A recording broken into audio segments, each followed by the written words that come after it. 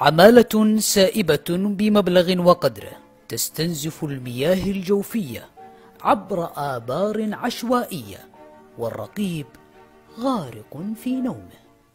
انتم يعني ما تبيعون المويه هنا؟ والله ما ادري يا حبيبي. مين يبيع المويه؟ والله ما ادري عنه. انا اقول لك معلومه وتطلع كاذبه. لا بس انت غريبه، انت جالس في مكان وما انت عارف مين اللي في المكان هذا، وما انت عارف النشاط اللي يصير في المكان هذا، غريبه يعني. كلامك مظبوط والله. كلامك مظبوط، لكن انا جاي لحد زياره هنا وهو ساكن هنا في الغرفه دي، عرفته؟ أيه. وانا على سفر. والشخص اللي انت ساكن معه ما هو المسؤول على بيار هذه؟ لا انا ما عندي بيار. كاميرا الإخبارية تواجدت داخل هذه الأحواش الواقعة بحي أبرق الرغامة بجدة. هذه الأحواش حاضنة للعمالة المخالفة التي تدير الآبار العشوائية داخل النطاق السكني. احنا معاناتنا نكرر انه من الصهاريج اللي هي مستمره خلال 24 ساعه خطر على ابنائنا، خطر علينا واحنا رايحين المسجد، خطر على البنيه التحتيه، غبار مستمر في الحي.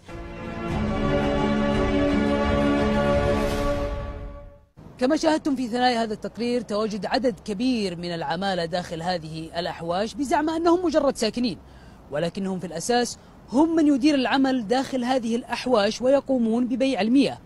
والدليل على ذلك هذا الباب الذي يستخدم هروب العمالة من هذا الباب في حالة تواجد أي جهة رقابية أو أي تواجد لوسائل الإعلام. عندما تواجدنا في هذا الموقع هربوا بعض العمالة من هذا الباب.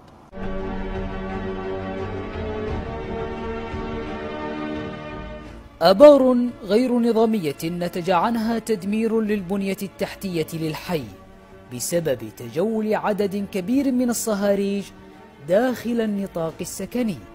عمالة بلا ضمير يضحون بصحة الأبرياء حين يحملون لهم الوباء في صهاريجهم.